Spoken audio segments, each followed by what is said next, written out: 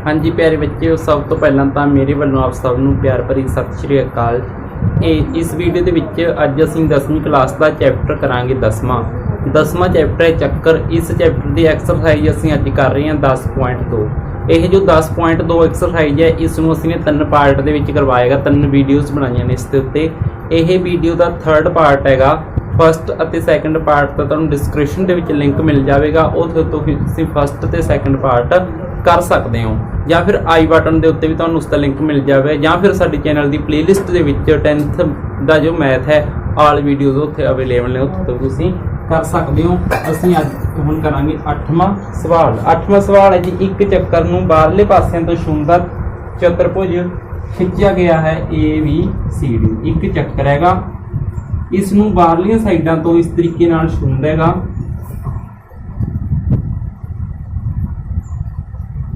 साफ करना है नाल छूंदा बनाना है इस तरीके नाल, जिहड़ा इहनूं छूंदा होवे इस तरीके नाल। यह जो चतुर्भुज हैगा यही चक्कर नूं छूंदेगा।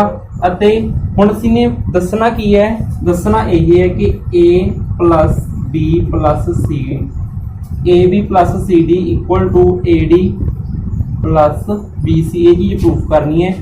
ਇਹਦਾ ਨਾਮ D है, इस पॉइंट का नाम आएगा C, ਇਹਦਾ नाम A, ਇਹਦਾ नाम है V। ABCD एक चतुर्भुज है ਅਤੇ ਇਸ ਦੀਆਂ ਇੱਥੇ ਤੋਂ ਟੱਚ ਕਰ ਰਹੇ, ਇੱਥੇ ਟੱਚ ਕਰ ਰਹੇ, ਇੱਥੇ ਟੱਚ ਕਰ ਰਹੇ ਤੇ ਇੱਥੇ ਟੱਚ ਕਰ ਰਹੇ ਹੈ। ਇਹਦਾ ਨਾਮ ਆਏਗਾ PQRS। ਇਹ ਬਿੰਦੂ ਨੇ ਜਿਨ੍ਹਾਂ ਤੇ ਇਹ ਸਪਰਸ਼ ਕਰ ਰਹੇ ਹੈ, ਇਹ ਚਤੁਰਭੁਜ ਹੈ। ਅਸੀਂ ਨੇ ਪ੍ਰੂਫ ਕੀ ਕਰਨਾ ਹੈ ਕਿ AB यानी कि ਇਹ ਜਿਹੜੀ AB ਅਤੇ CD इन्हों दोनों जोड़ता तो इन्होंने दोनों के बराबर आ जाए, ये चीज़ असीं ने प्रूफ करनी है। ये असीं देखो जी की करांगे। सब तो पहले तो असीं एक लाइन लिख लो, असीं जानते हाँ कि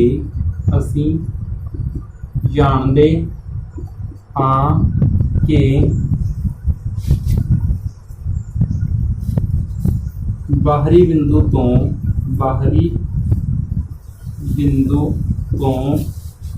खिंची या स्पर्श रेखावां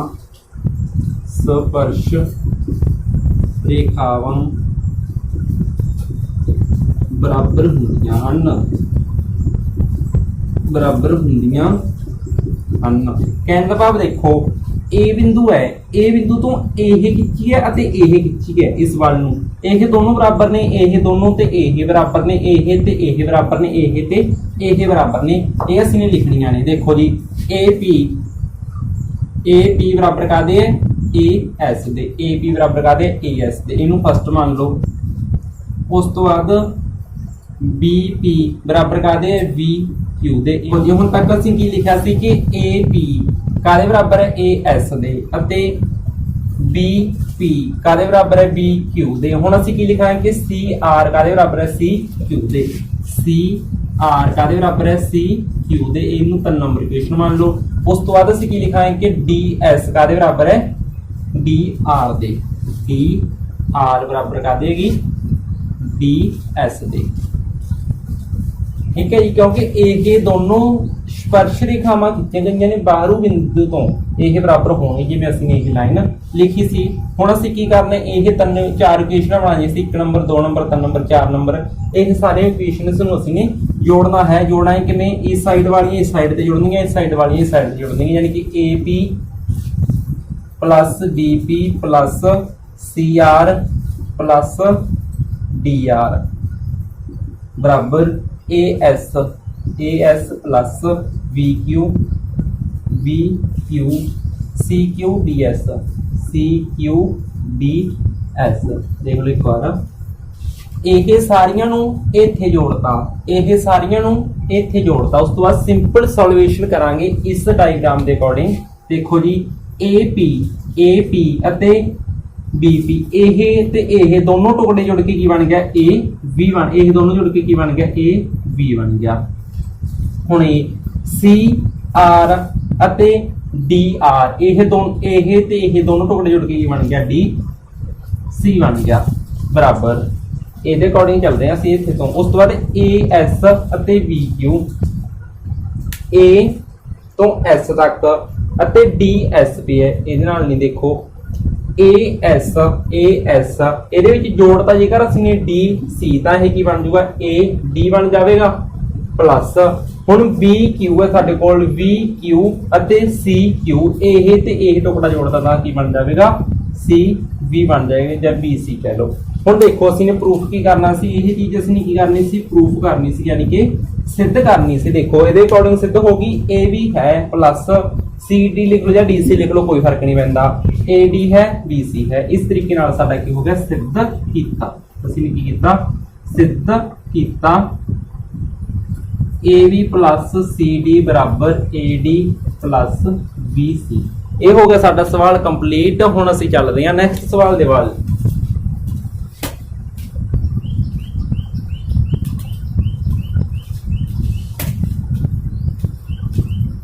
अगला सवाल है जी 9वां सवाल है, जो 9वां बड़ा ईजी है पर देखने दे विच थोड़ा जिहा कठिन जिहा लग रहा, बट नो प्रॉब्लम। मैथ के अकॉर्डिंग 9वें हो सकता तो उसी फोरकास्ट के अकॉर्डिंग कर रहे कि होमो सोल्यूशन वगैरह दे या फिर अदर एडिशन के मैथ के अकॉर्डिंग, तो इस दे अकॉर्डिंग यही 9वां सवाल है। स्टेटमेंट तुहानूं स्क्रीन के उत्ते नजर आ जाएगी।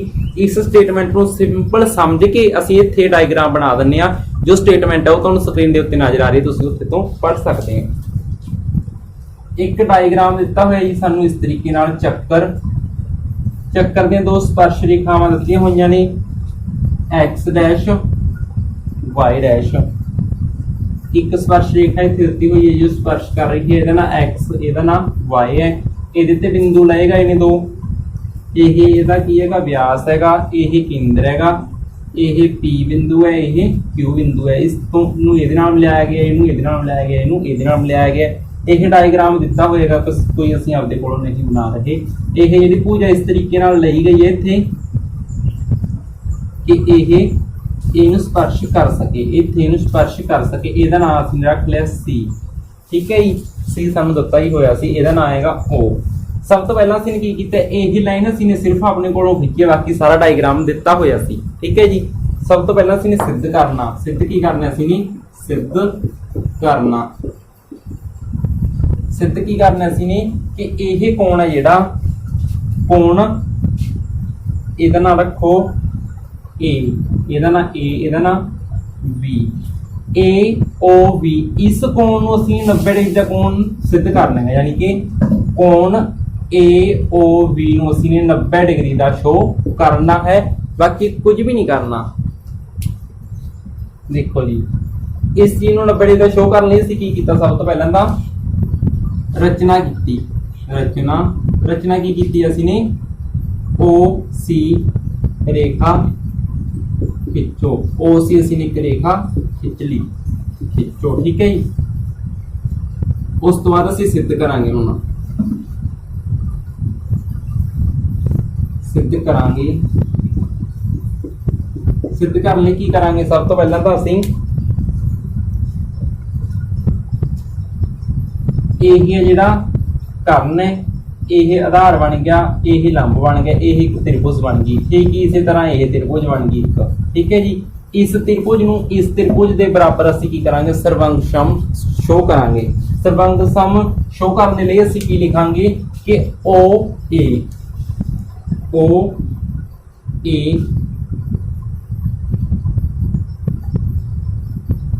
यह कर्ण है। उस तो बाद OA बराबर OA लिख लो, क्योंकि देखो यह OA है जिहड़ा इस त्रिभुज दे विच भी आ रहा है, इस त्रिभुज दे विच भी आ रहा है, यह बराबर हैगा। उस तो बाद OC बराबर OP, OC बराबर OC, क्योंकि यह की है अर्ध व्यास, की है यह अर्ध व्यास। और एक चीज साझी है, कोण सी है जिहड़ा यह भी 90 डिग्री है, यह भी 90 डिग्री है, क्योंकि यह एक स्पर्श बिंदु है। देखो जी कोण सी बराबर कोण पी जो कि 90 डिग्री दी है, इत्थे की लिखांगे असीं यह समकोण हैगा, ये समकोण। हुण देखो जी असीं इत्थे एक यूज करांगे प्रॉपर्टी, ओह यूज की करांगे कि जदों कर्ण बराबर होवे, कर्ण की होगी ਉਹਦੇ ਵਿਚਕਾਰਲੀ ਲਾਈਨ ਹੈ जो ਸਾਂਝੀ ਹੈ ਦੋਨਾਂ ਦੇ ਵਿੱਚ, ਕੋਣ ਵੀ ਹੈ ਤੇ ਸਾਂਝੀ ਵੀ ਲਿਖ ਲਓ। ਕर्ण इस तरह लिख लो, कर्ण ਸਾਂਝਾ है। ठीक है जी। समकोण भी है, अर्ध व्यास भी यानी कि एक भुजा भी साझी है, तो यह की हो जाएगी सर्वांग सम शो हो जाएगी। केड़ी केड़ी त्रिभुज ओ सी ए, ओ सी ए त्रिभुज जी वो सर्वंग सम होए। यह सर्वंग सम का निशान हैगा। सर्वंग सम होगी कादे ओ पी ए दे। किस केड़ा गुण वरतिया सी सर्वंग सम करने दे लई? समकोण कर्ण भुजा। यह छोटी क्लासां दे विच तुसीं ने पढ़िया होना समकोण कर्ण अते भुजा। यह प्रॉपर्टीज इस गुण नूं यूज करके असीं त्रिभुजां दी सर्वंग समता शो करते हुन्ने आ, प्रूफ करते हुन्ने सर्वंग समता। कहने का भाव की है कि यह त्रिभुज जिहड़ी बिल्कुल एज इट इज इस तरह है, यानी कि इहदे की है यह सर्वंग सम है। सर्वंग सम का मतलब की है भी इहदा कोण इस दे बराबर है, यह इहदे बराबर है, यह इहदे बराबर है, सब कुछ बराबर हैगा। इस कोण का नाम रखो 1 नंबर कोण, यही है 2 नंबर कोण, यही है जी यह कोण है 4 नंबर कोण है, यह कोण है 3 नंबर कोण है। यह विच वाले लिखे सी नहीं। देखो जी हुण ये तो हो गया प्रूफ साडे कोल इन्ना। हुण असीं की करांगे, इन्हां कोणां नूं बराबर प्रूफ करांगे। इत्थे लिख लो जब यह सर्वंग सम है, इसदा मतलब कोण 1 बराबर कोण 2 है। क्यों? क्योंकि तुसीं इत्थे लिख लो संगत कोण बराबर हुंदे हन। संगत कोण बराबर हुंदे हन। संगत कोण किवें? जदों कोई दो त्रिभुज आपस विच सर्वंग सम होण तां उन्हां दा हरेक कोण है जिहड़ा ओह बराबर हो जांदा, संगत कोण बराबर हो जांदा है। हुण ਇਹ ਅਸੀਂ ਰੇਸ कर रहे हैं, उस तो पहले तुसीं एक बार स्क्रीनशॉट ले सकते हो।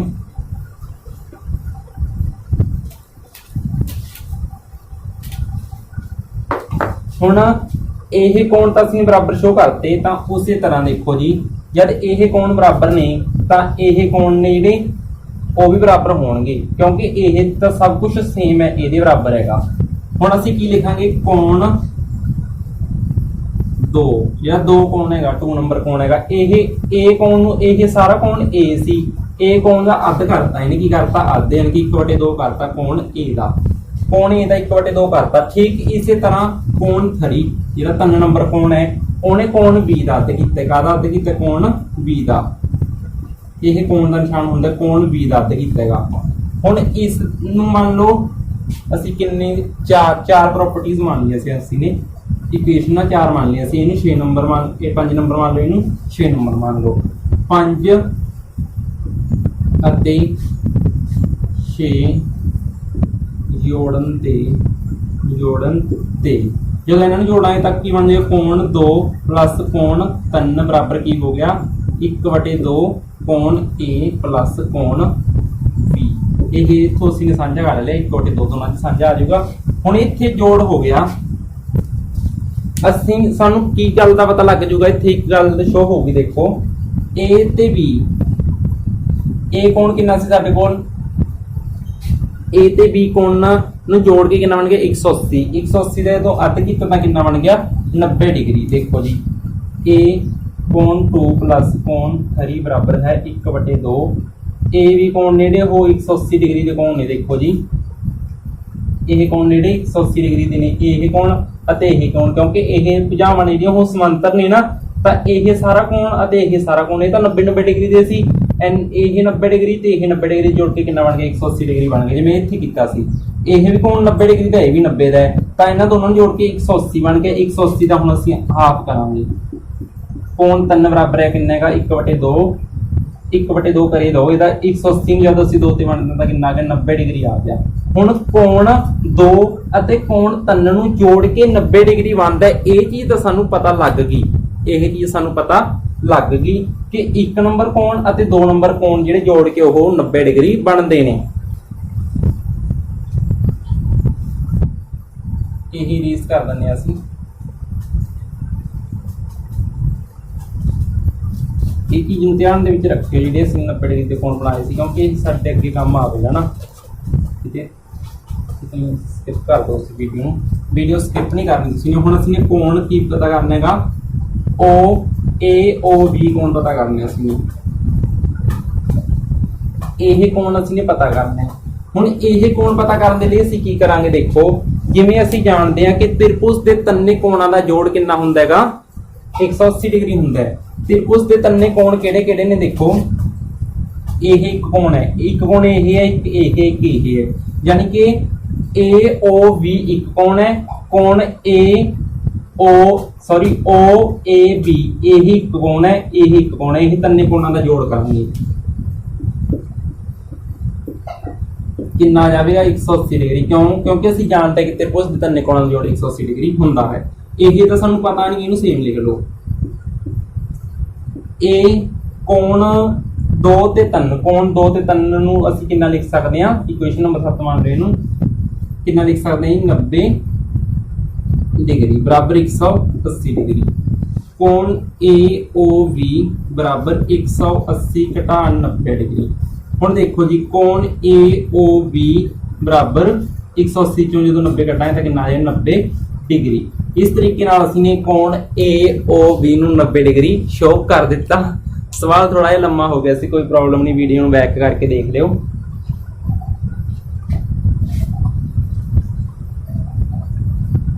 ਇਰੇਜ਼ ਕਰਦੇ ਹਾਂ ਜੀ।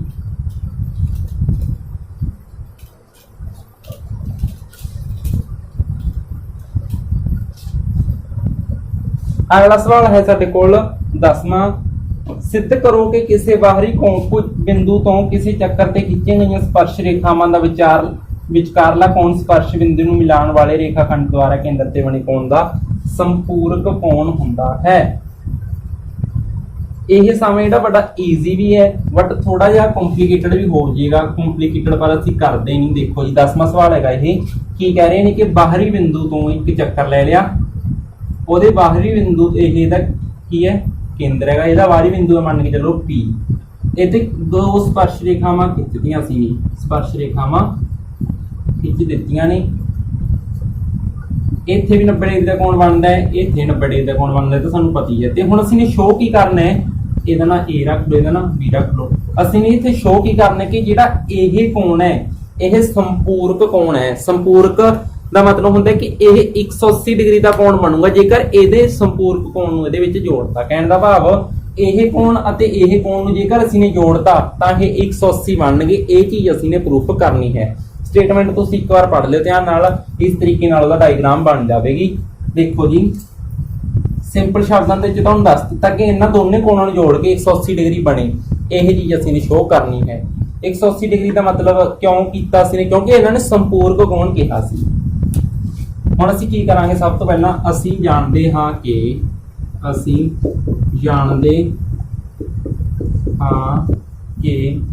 ਚਤੁਰਭੁਜ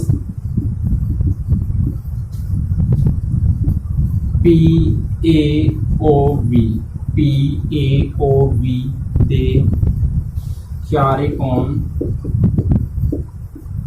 बराबर 360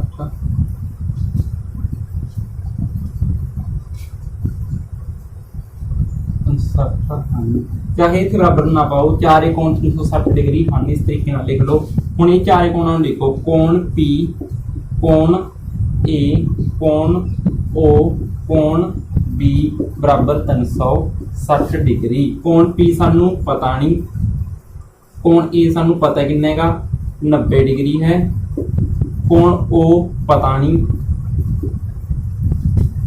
कोण B 90 डिग्री है बराबर 360 डिग्री है। पहले इत्थे एक गल ये भी लिख लो कि सिद्ध करना, जिवें तुहानूं दस्सिया सी सिद्ध करना। सिद्ध की करना सी असीं ने, कोण P अते कोण O बराबर 180 डिग्री संपूरक कोण शो करना सी। ये जी इत्थे लिख लिया करो।